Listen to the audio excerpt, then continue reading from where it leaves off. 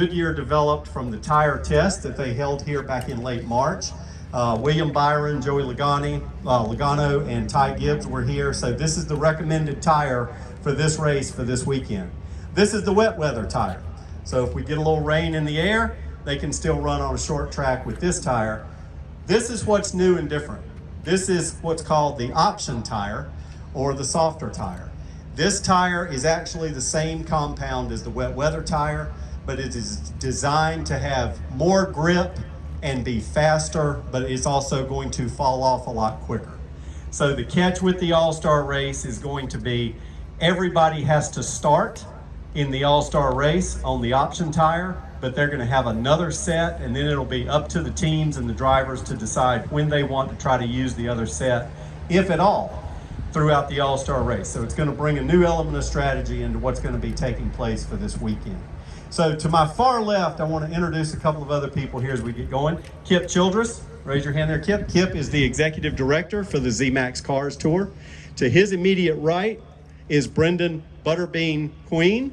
Brendan won the Win the World 125 here last year at North Wilkesboro Speedway, and he was also on the pole for that race, right, Brendan? Yes, sir. And Brendan was also here for the open test, so he certainly learned a little something about how to navigate this track.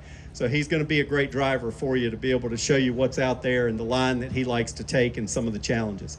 And to my immediate left, you probably recognize this gentleman, Michael Waltrip, NASCAR on Fox broadcaster. So Michael actually raced here from 83 to 96, you told me. And then in 1996, Michael also won the NASCAR All-Star race at Charlotte Motor Speedway and was the first driver to actually race his way to the win and get the big prize and the big money coming out of what was then the Winston Select. So this year that would be the All-Star Open, racing your way into making the All-Star race. And Michael was the first one to actually capture a checkered flag doing that. So that all being said, Michael's also going to be broadcasting for this weekend, of course, with Fox, and we're very glad to have him here. I'm going to start with you guys first down at the far end. Brendan, talk just a little bit about looking forward to this event and what we've got on store here, looking ahead at Tuesday and Wednesday with some great grassroots racing back at North Wilkesboro Speedway. Yeah, the Cars Tour is it's the best short track series around. It tours between Virginia and North Carolina mainly. It's just super exciting to see them on a platform of racing at a track like North Wilkesboro, and we were a part of the revival race a couple of years ago, and then being able to come back last year again on All-Star Race Week was just huge. The amount of fans and people that came out and got to know a little bit about our series was just a win-win. And then now with the ownership group with Dale and all those guys being involved, and it's just taken off. I mean, you're going to see probably 50 of the best late model stock cars on the East Coast going at it for, 40 spots this week? So some are going to get sent home, and the 40 that make it, or actually even the guys that don't make it, it's going to be not by much. Everybody's so close. Toughest series I've ever drove in, and man, the track looks great. The repave's awesome. We got to do the open practice, and I just think it's going to be a great Tuesday night, Wednesday night, and you're going to see some really good short track racing. That's right. And Brendan's also doing double duty this week. Brendan, you're also making your truck series debut on Saturday in the Wright Brand 250. Tell us a little bit about that. Yeah, that's something I never knew if would happen. And when I won here last year, I was content with that and enjoying the moment. But who would have ever thought a year later we'd be coming back to the same track where I can make a debut in the truck series for Tricon Garage in the #1 Toyota Tundra. So I'm happy I get to race on Wednesday.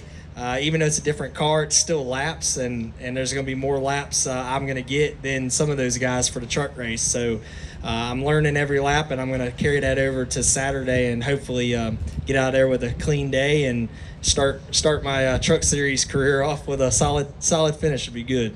Sounds good. We're glad to have you here this week. Now, Michael, looking ahead to the All-Star weekend, a couple of twists. We already talked about that with the format, but still a very kind of a standard short tracks type feel with what we've got with a 200-lap All-Star race and a 100-lap All-Star Open to get into that. Talk just briefly about what you're looking forward to this week.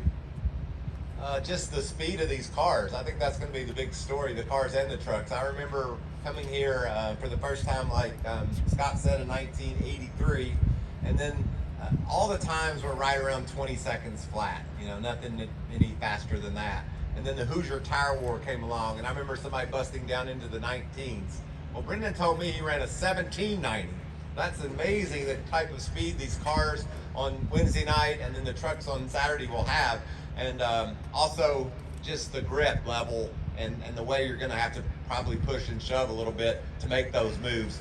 Last year you saw a lot of slipping and sliding. There's gonna be less of that, so it's probably gonna take more aggression this year than you saw here a year ago. And just a footnote, he looks like he's 16, but he's 26, and he is Thank you. He's a veteran of short track racing, and as a broadcaster and part of the Fox NASCAR team, I'm just so delighted that Tricon Garage gave you this opportunity, and we can see a cat show up that's just off the short tracks and be in his element and get to race a competitive truck. So it's going to be a great weekend. I'm going to have my Airstream up on the back straightaway and a couple cold beers and watch a whole lot of good racing. Sounds good. Now, one more thing before we break up, and then we'll go ahead and let you guys start doing some interviews. I've already had a lot of questions. Brendan, if you'll give your mic there to Kip. Kip, we are on regular schedule right now. I know everybody's looking at their Weather Channel app and all that kind of crazy stuff, but we're going to do everything we can to try to stay on schedule and get things in on Tuesday and Wednesday, correct? That's exactly right. Who knew that a bunch of racers would be weather forecasters as well? So I've received phone calls from all of them, I think, over the past couple of days. But that's right. You know, we'll open up tomorrow morning and put the cars through inspection. We go through a bit of a tire distribution process for our guys, so we'll get started with that and see how the weather plays out. But looking forward to 2 great days of racing here at North Wilkesboro. Sounds good. So look, so at this time, what I'm going to do, since we're still waiting on Carson to get here, we'll let you guys go ahead and start doing some interviews with Kip, with Brendan, and with Michael. We'll try to knock out as many of those as we can, and then when Carson gets here, drivers will hop in the cars and they'll give you guys some laps around the track, okay? Let's try to start